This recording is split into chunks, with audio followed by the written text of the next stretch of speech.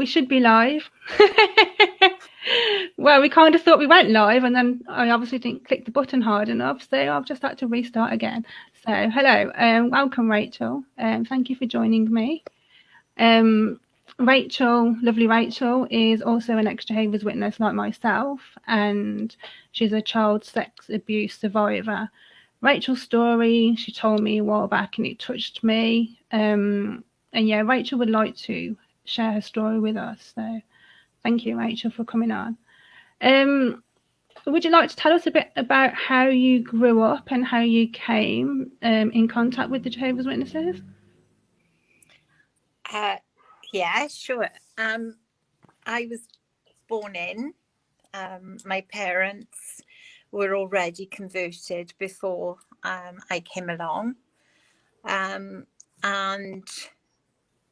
so they were quite radical, quite hardcore Jehovah's Witnesses, I'd say. Abided by all the rules and regulations.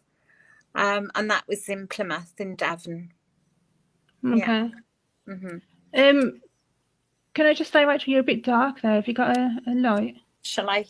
I don't know whether it's just me, but that's it. Yes, we can't see your lovely face. We can now. Okay. Hang on. I'm in an attic. Right, is that better? Yes, that's better. Yes, there we are. Okay. Right. So were your parents converted, or were they born in as well? No, they converted after the Second World War.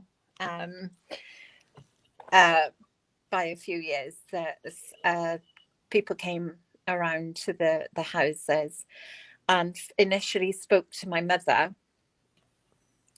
and then she sort of started to study, and then my father sort of got interested and involved. Yeah. So like I say, that was prior to me being born. Yeah. And did you enjoy being a Jehovah's Witness child?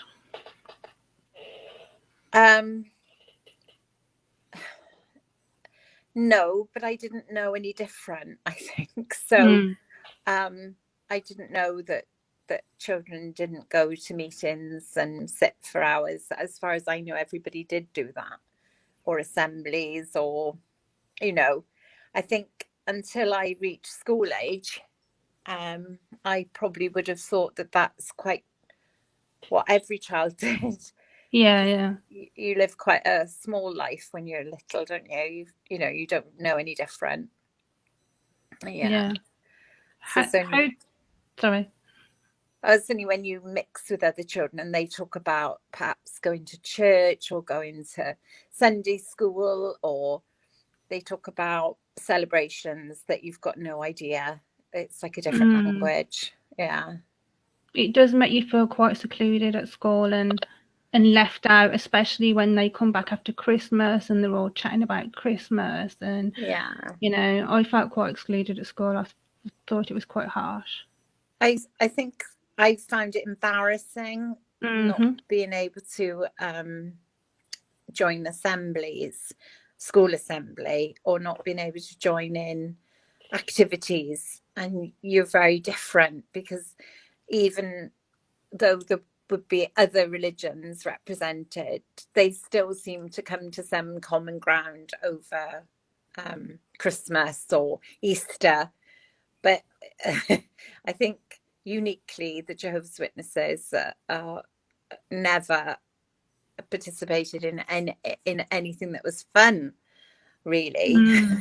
So yeah, because even their parties, I tried to avoid any Jehovah's Witness gatherings, because even those were boring and they were never fun. And even into adult years, we just played Pictionary and not much drinking allowed, and you're not allowed to sit and talk to boys for too long on your own. So even their limited things that we were allowed to do as kids, and I don't know about you, but we wasn't allowed to play with the other kids out on the street or anything like that. So people from school would come and call for us, and then the next day at school they'd be like, why won't your mum let you come and play with us? And it was just embarrassing to have to keep saying. because you're not a Jehovah's Witness, I'm not allowed to. Yes, yeah, definitely. I think at that point I threw myself into a world of animals, which is still the case now, into a world of guinea pigs and, you know, hamsters, and created sort of probably a stronger bond with them than any human, really. So I found solace in the little fairy creatures, I suppose. Yeah. Yeah, but school was a great I enjoyed school very, very much because I was being abused sexually at home. So this was one safe place where that didn't happen. There was no hint of anything like that happening. There was no as I call it, there was no closed doors, although obviously in school there were closed doors, but there was nothing that made me feel ashamed or made me feel dirty or so I actually embraced school, and I'd be the first in and the last out, you know, the kid that stays behind to put the chairs on the desk, you know. And that I appreciate now. It was my coping mechanism. I hope nowadays a teacher would think, this is a bit odd, she always stays behind or dawdles or whatever. But I'm talking 45 years ago, and those sort of signs weren't picked up really. Yeah. No. But now there is a more of an awareness of checking if kids are okay. Yeah. Yep. Did you want to touch more on what happened, or? Yeah, that's fine. So I had been unofficially fostered out from birth until I was 4. And those were happy times because I was safe and I was cared for, and I was included in another family. When I got returned to my birth mum and dad, is really when the abuse happened, and it happened at the hands of elders and brothers in the congregation I was in, and a neighbouring local congregation. So that happened by them having access to the house and being trusted. And basically my mother would leave the house to do chores or errands or whatever, leaving me at home alone.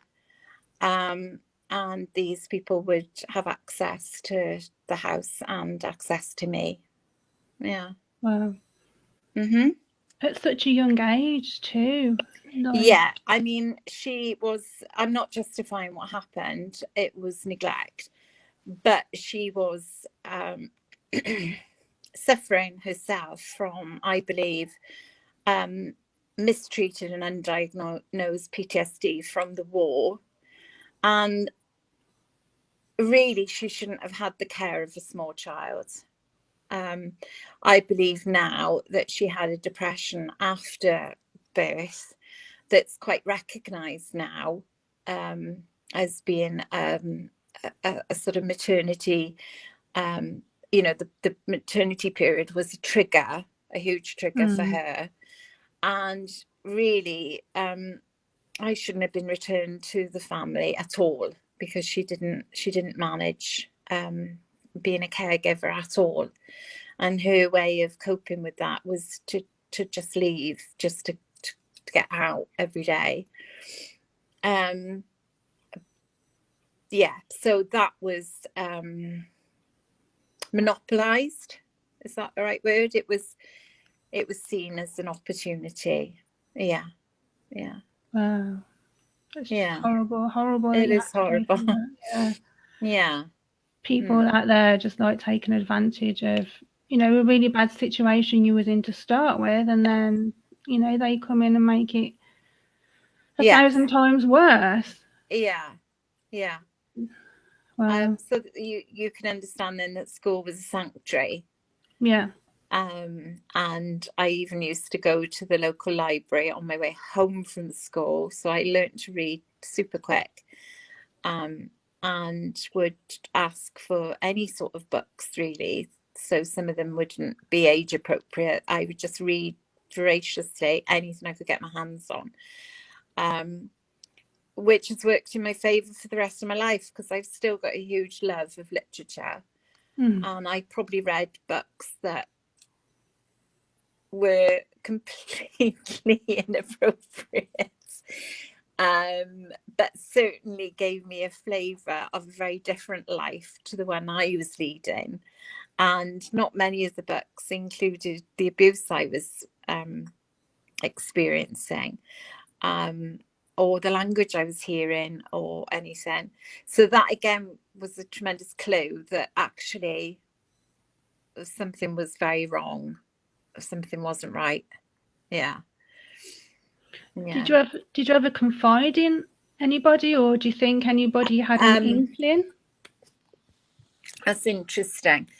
Um, if I was to have confided in anybody, it would have been a friend. So somebody of my own age. I would never have considered confiding in a teacher, or a doctor or a nurse or anything like that. School nurse, headmaster. Headmasters back in my day still wore the cap and gown, and you only saw them for punishment. You never ever saw a headmaster for a nice reason. So no, I didn't confide in anyone. I think I sussed quite quickly that it was quite dangerous to speak about those type of subjects, mainly because nobody else seemed to talk about them. So I thought, well, if I start talking about this, that's going to be really odd. That's going to be really strange, and you learn to reflect and mirror what other people do in order to survive. Because if you were to blurt out a secret, I think I realised I was in a very precarious position if I was to have told really an adult. Yes, you were scared that you'd get into trouble, kind of thing. And wouldn't be believed. Mm. Definitely, that I just wouldn't have been believed. Yeah, yeah. So you mentioned that you were abused by a Jehovah's Witness. Did you say he was an elder? Yeah. I think back in those days, they were sort of like Kingdom Hall servants, or they weren't. The term elder seemed to come in a little bit later on in, because we're talking back in the 1960s. So there'd be congregation servants and ministerial servants, or what have you. The sort of hierarchy, which is still the case, but it's got different names. Yeah. And nobody knew about that, or did you tell somebody about that? No, nobody knew. No. And is this the David Dennis guy? Is that the? No, he was he was a younger person. So he was just a ministerial servant. He wasn't an elder. Yeah. Right. Yeah. Yeah. The other two are deceased now. Yeah, they would, by reason of coming to our house, would perhaps be for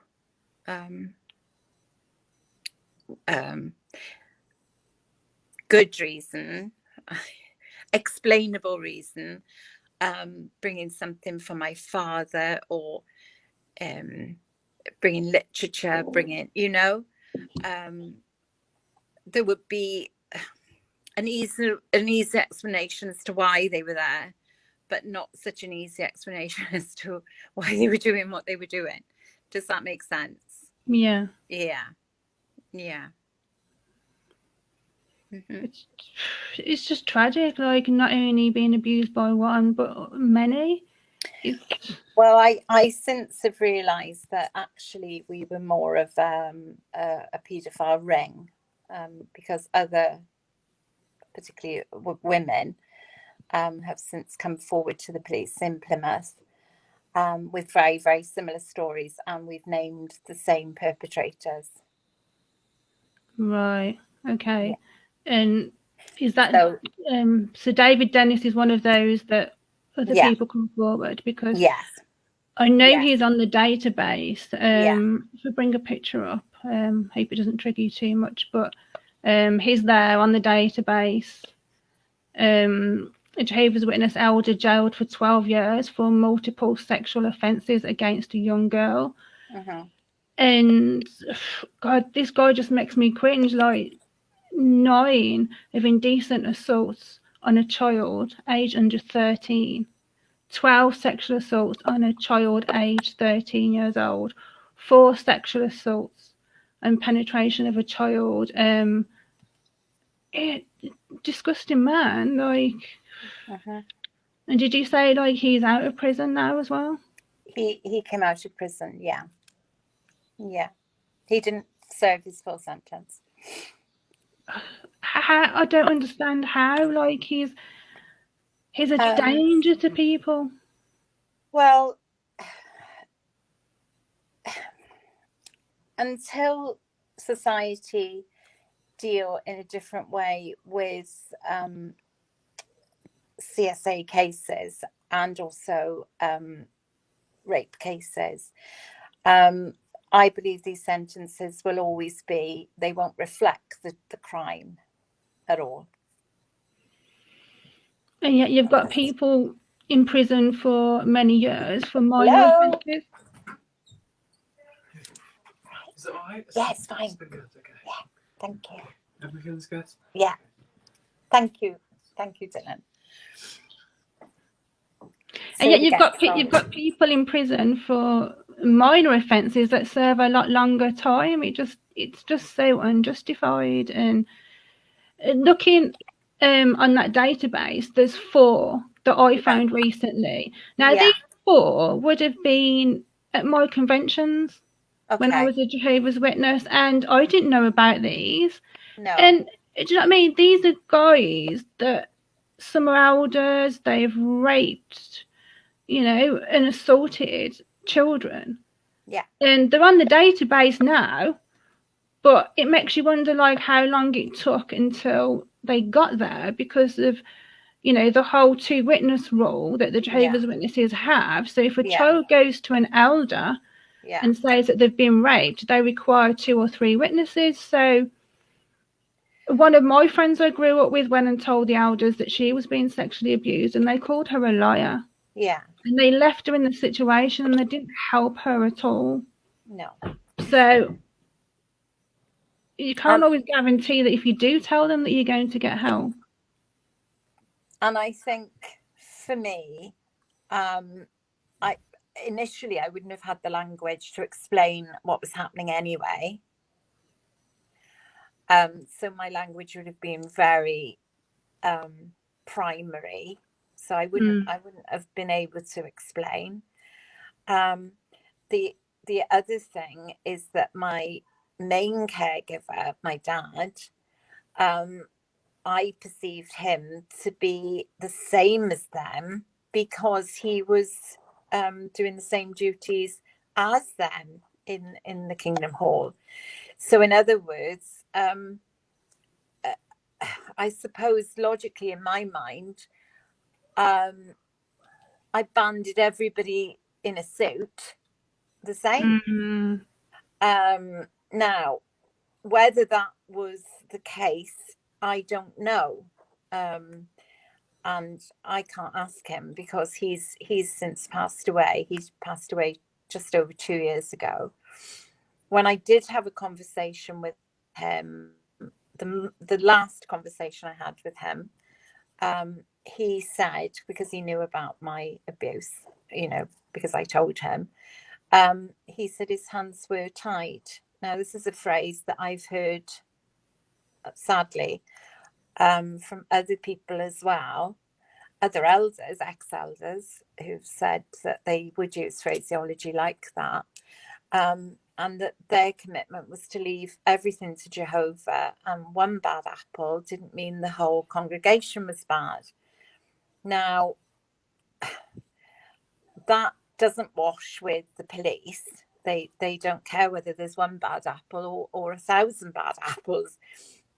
They're interested in prosecuting one or 1,000. But I think what I'm saying is that the attitude is that you can justify this by being, well, if we leave it all up to Jehovah, we leave it all up to God, he will eventually root out who's at fault. We just got to rest it all on him. Now, that is of no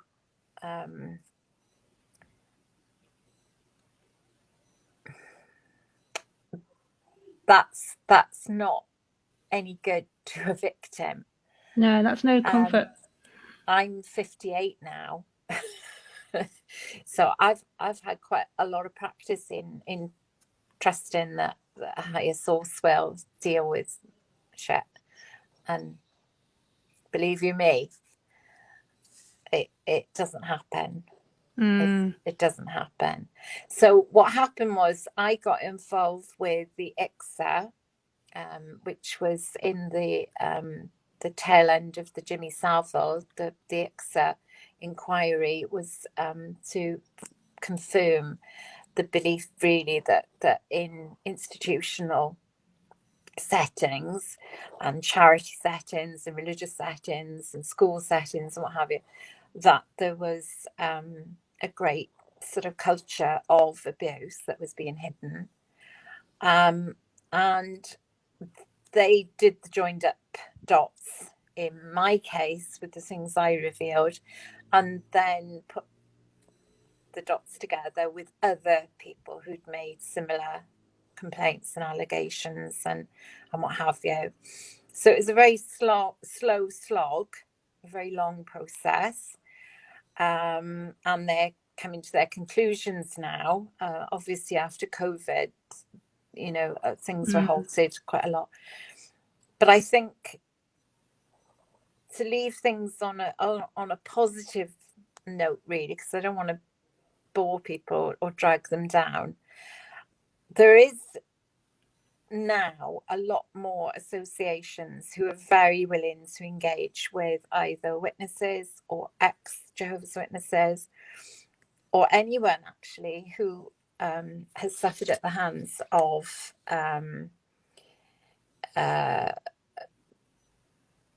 should we call it cultural religious abuse.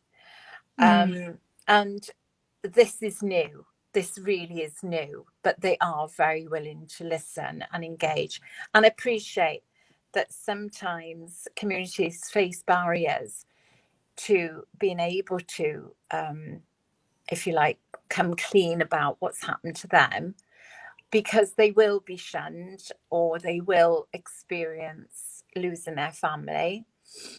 And this is something that's only recently been recognised by both the police, by ICSA itself.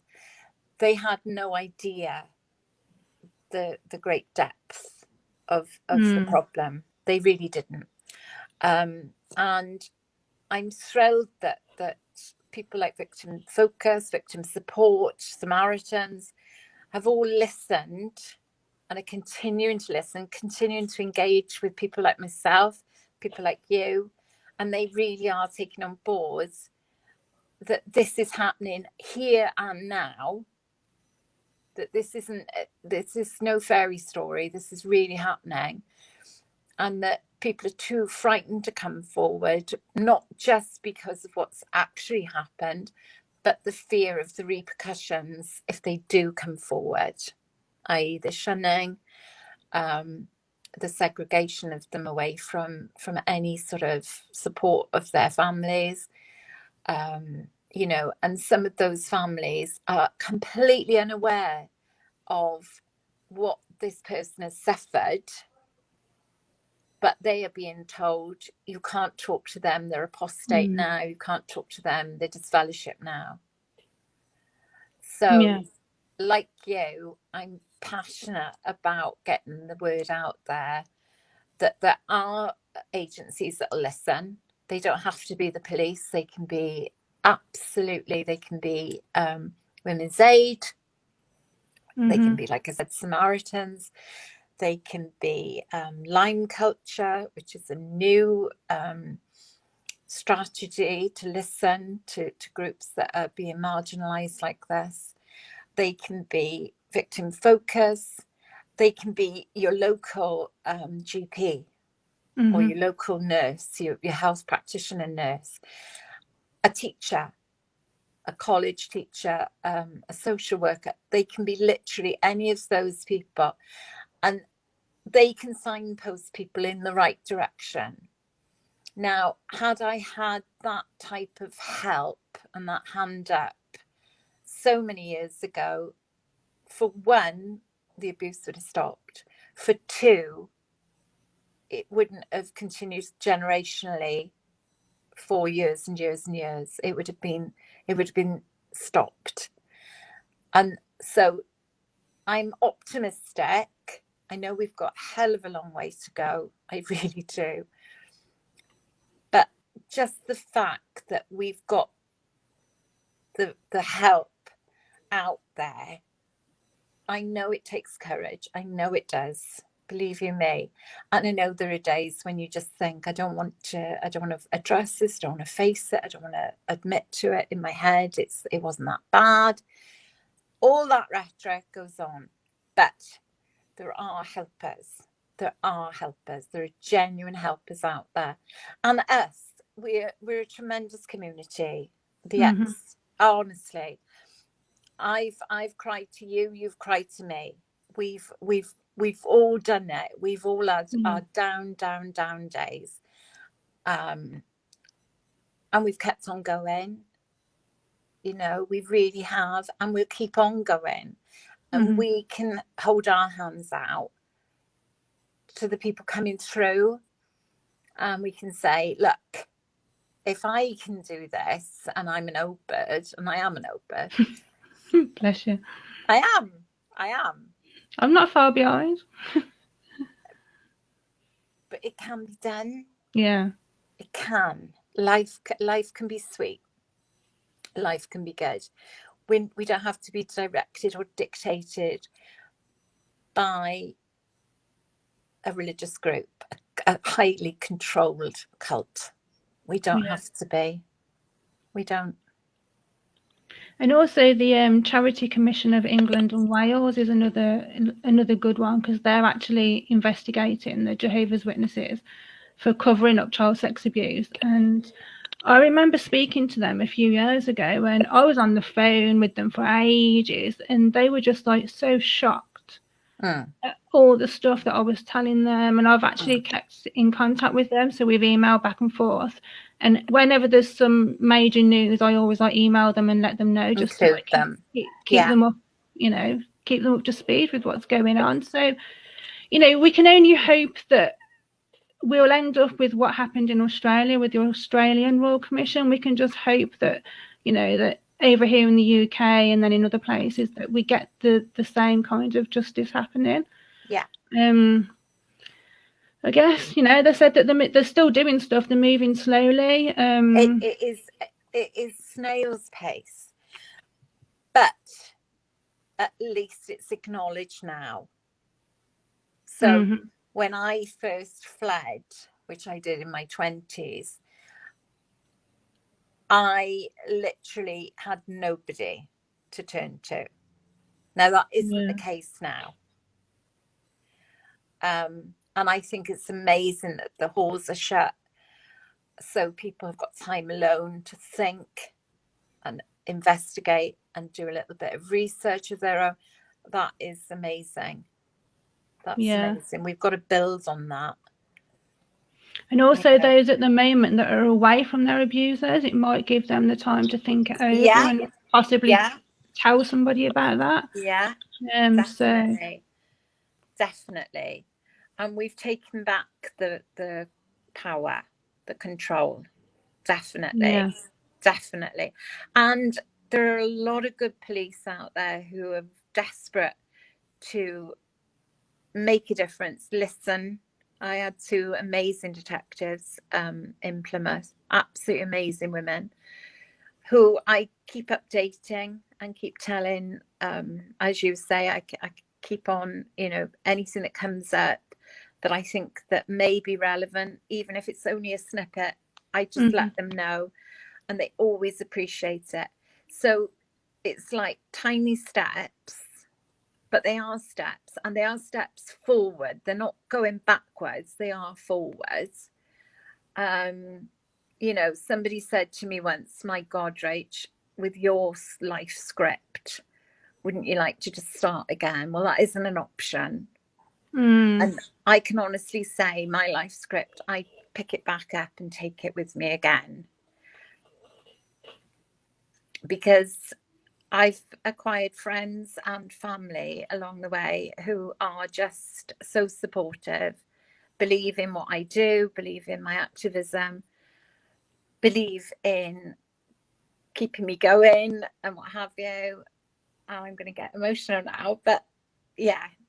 So, you know, you've just got to keep on keeping on. yeah. And there are things that are going forward, things that, you know, we might not even be aware of. But the grip is loosening. I can tell you that, and I'm so pleased. I never thought I'd see the day when things like the Australian Commission would find the findings that they have. Yeah. Nothing shocks me anymore, and I do say I'm bulletproof. I'm probably not, but I say I am. You know. So yeah. And you yourself, you're a big help to other activists. Like, you know, I thank you because you've supported me and you've donated so I can carry on sending out stickers and flyers to other activists for them to distribute. And, you know, and now due to your recent donation to me, I can carry on doing this and pay for the software to interview more victims and get more victim stories out there.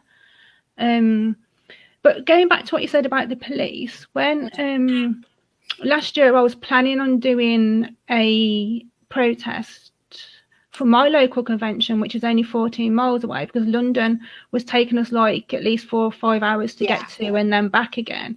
So I contacted the council about it, the permissions, and they said I needed to contact the police. So I contacted the police, and then they rang me back and talked me through like some of the details. And then the one police lady says to me, she's like, if you know any victims, please tell me or get them to contact me. She says, because one of her colleagues had dealt with an ex-Jehovah's Witness abuse case before.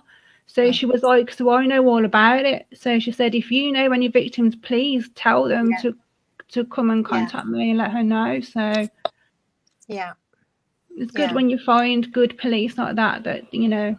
And they are out there. They really are. I mean, the 2 police officers who actually brought to trial David Dennis were horrified, shocked, because when he was in court, he had a posse of supporters, and they were all from his Kingdom Hall. Wow. And he walked into court thinking he'd have a sentence that was a year long. Wow. But they continued to support him in prison. Oh, I'm just lost for words. Like, why? Well, I can only think that the severity of what child abuse means just, they've got no idea. And of course, they would like to believe that we've just made all this up. Nothing winds me up more than calling victims liars.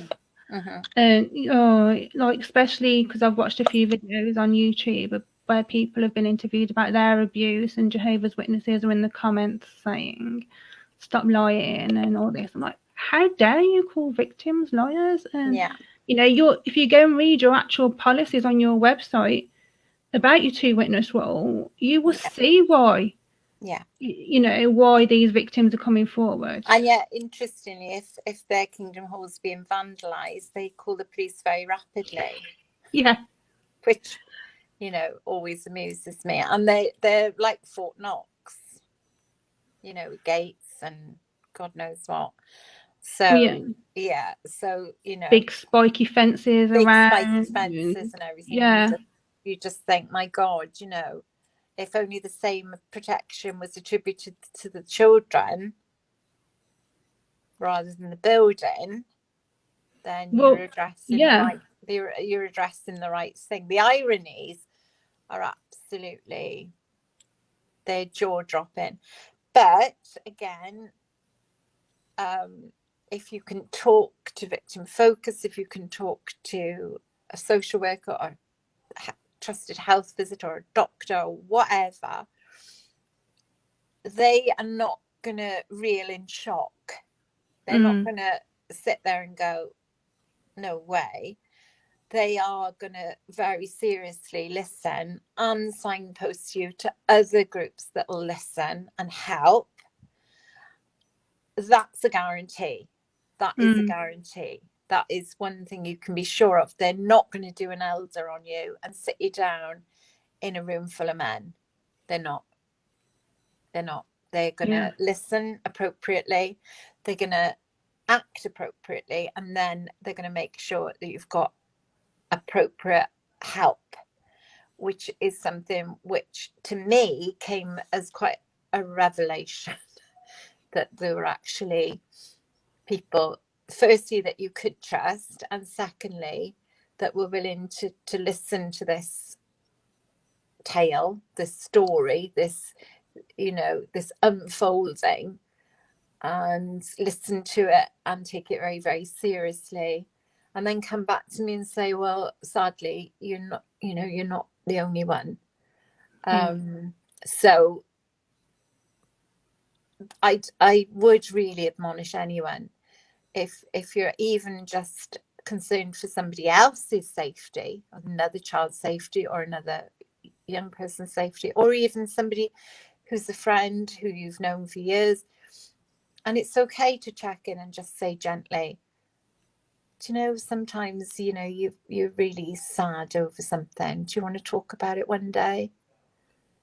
And it can be that chink of light, which just means that you've given them space to talk and to confide and to say, well, yeah, actually there is something I'd like to discuss today. It might not be, it might be a year down the line, it might be 5 years down the line, God knows, it might be decades down the line. But I really, really feel that COVID has given us a unique opportunity. I never thought I'd say that, but it has, of reflection, of taking our lives to a different sort of level and think about our priorities. It's also made us realise how cruel separation is.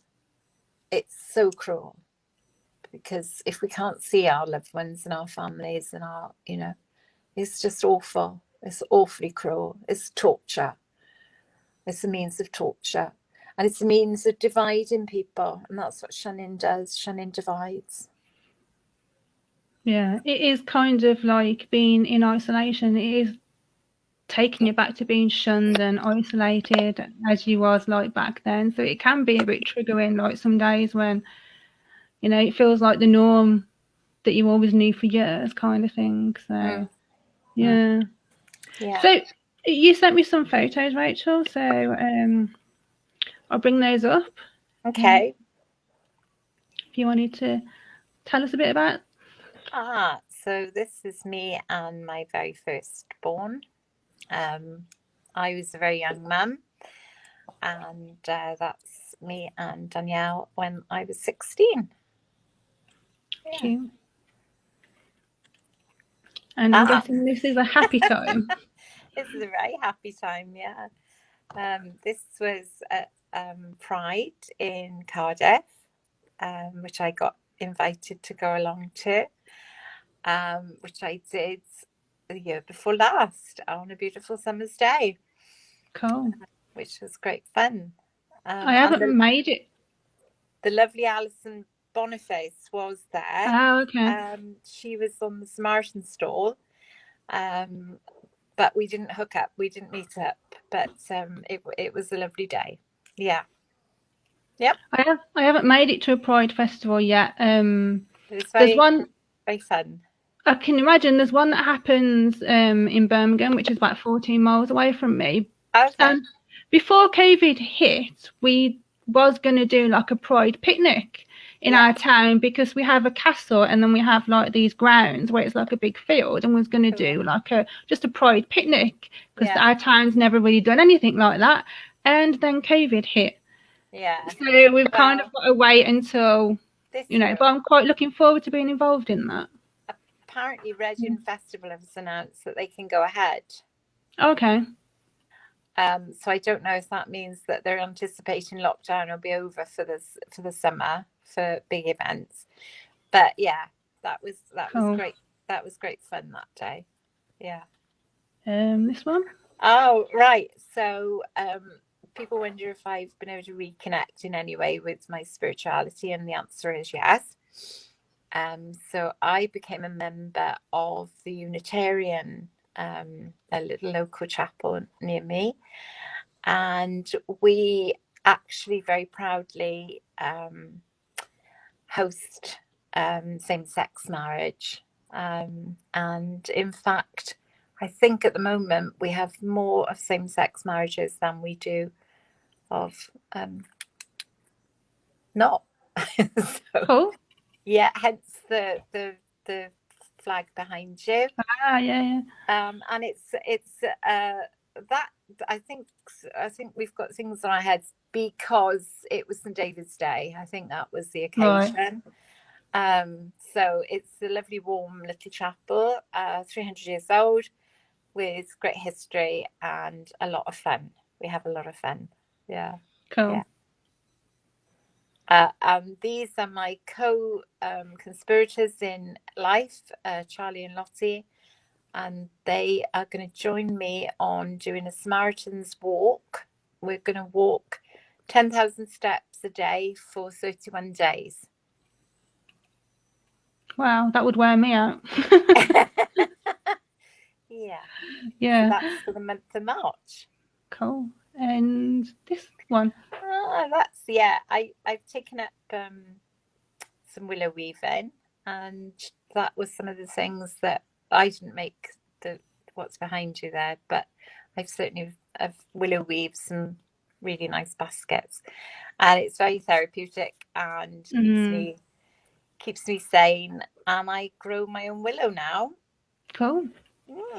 Yeah. I find that with craft stuff, like it keeps me, because I have to be doing something all the time, and it keeps me occupied. I don't know where I'd be now if I wasn't into doing craft stuff, because I don't like to stop and think. And the crafty people are always lovely, be them potters or willow weaving or I don't know, felting. They're always such wacky people who are really sweet, really nice. So I tend to fit in. Yeah. And there's so many Ex-Jehovah's Witnesses that are artistically talented, and we never got to really use that. Not at all. Because we were made to concentrate on other things. Like I used to paint little notelets with like roses and things on, and the sisters used to buy them off me to give us get well cards, but it was very limited, and you couldn't go to college to pursue that or anything like that. So it's great now to be able to express ourselves properly with our talents. Yep. Definitely. Yeah. So before we go, I just wanted to make people aware that I have this page, former ex-Jehovah's Witnesses True Stories of Abuse. Now, there I have like literally an album full of people's stories that they've wrote me and I've published, and I put them on Instagram, Facebook, Twitter. You can do them anonymously. I don't have to put your name to them, but you know, people do read them. I had somebody message me on Instagram the other day and he says, I'm not connected to Jehovah's Witnesses in any way, but I sat there for half an hour and read all the stories on your page. He says, thank you for doing what you're doing. So my goal with this was to raise awareness, public awareness, and I'm glad that it's working and people are reading it, because people, you know, like your story, Rachel, people need to know that this goes on, and you know, it's quite shocking. And then when I get a group of enough stories, I will put them into a video on YouTube as well, so then people can go and read them there. Also on my channel, you can go and have a look at my activism. Judge Me Unforgiven. And there's the protests that we've done there, which have been really interesting. And people walking past the protests have come and spoke to us and asked us why we're there. So again, we've been able to get the word out to the public. There's been people that have stopped. I know there was one guy that was, I think he was coming back to the religion, and he stopped and spoke to the protesters, and he says, I'm not going into the hall. Well, it was the convention. He says, I'm going to go home instead. So he literally turned around, and then somebody else said, thank you for reminding me why I left in the first place. And they went. So, you know, all the activism, it really does work. So, I mean, just quickly, what I want you to do is start reading the stories that I've been told, just to, you know, make people more aware of what actually goes on behind the closed doors of Jehovah's Witnesses. So, right, my camera is right in front of that. So this is one of the first ones that I ever published. When I was 14, 15, I would go to shower. My stepmom would come in with me and play with my boobs. I never told anyone about it. I knew they wouldn't believe me. I tried committing suicide as early as 7. Molested and thrown aside like a piece of garbage. Don't force anything down children's throats. It will make them want to cut their own. When I was 14, I was friends with the new Jehovah's Witness at school. The first time I was allowed to stop over at her house, her mother fingered me when I got out of the shower. She told me I'd have to allow her to do this often if I wanted to remain friends with her daughter. She threatened to tell the whole town and deemed me a whore. One night she really did me real damage. My mum took me to the hospital due to rectal bleeding. My non-Jehovah's Witness parents went to the police. And the fourth one, I've tried to take my own life many times, including cutting my neck with a knife and overdosing. I was sent to 3 crisis units over the years, being a JW. None of the elders, brothers, sisters seemed to care. At least I felt like that they didn't. It's almost been 2 years since I left the organisation. Since then, I haven't cut or gone to a crisis unit, even though my whole family shuns me.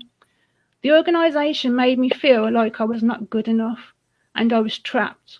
When the elders, brothers, sisters heard about the crisis unit and depression, suicide attempts, their response was, you're not praying enough.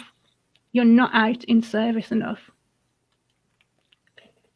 So that's just an example of 4 victims that were the very first ones that came forth and told me their story, and I think I'm now up to 66. Just people that have come forward and told me. So, and sadly, Emma, you actually could probably put a times beside that of thousands. Yeah. Yeah. Yep. So, any final advice you want to give to survivors, Rachel? You're not on your own.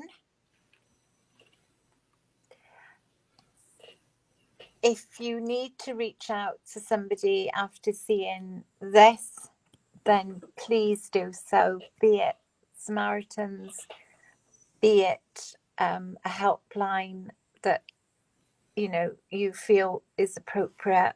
Samaritans would be able to give you that, and they are there 24/7. Always consider that you are definitely not on your own, please. And there is light at the end of the tunnel. There are wacky people like myself and like you, Emma. We may not be able to respond individually to you, but we certainly always keep an eye out for messages. Certainly there's a whole lot of us that are willing to listen, but we do need you to take an active role in seeking some professional help, because we're not counsellors, we're not professionals. I'm a survivor. I'm not a counsellor. I know techniques that can help, but we can all be triggered by things that we hear and things that we assimilate. So what I would say is, please, if you need to talk to somebody, do it. You won't get judged. You really won't. You won't have the response that you would have had you gone and confided in people who haven't got your interests at heart. Yeah. And Rachel, we can find you on Facebook. I'm on Facebook. My last name's Mellor, Mellor. I've run an ex-Jehovah's Witness group called Ex-Jehovah's Witnesses Unite for 12 years. And if you want to come and join, if you're fading, if you're doubting, if you have family that are Jehovah's Witnesses and you want to come and talk to people who've been through the religion and left, then come and join the group. You're welcome. Also other cults, because there's ex-Amish, ex-Mormon. We've all been through a lot of the same. So any of you out there that want to come and talk, you can come and join the group and speak to other victims. You'll be surprised how many there are in there. Yeah, definitely. We're a nice bunch. Yeah. Yeah. So thank you very much for joining me, Rachel. Time has flown. It does, yeah. I was worried I'd be boring. I hope I'm No, not at all. Like, definitely not. So thank you everybody for watching, and if you want to come on and talk about your experience, then just let me know, because obviously, like I keep repeating myself, the more we get this out there, then the more people are aware. So you're doing a fab job. Thank you. Okay. Have a good evening, everybody. Yeah, everybody have a good day. It's just starting to go dark here. Bye. Bye.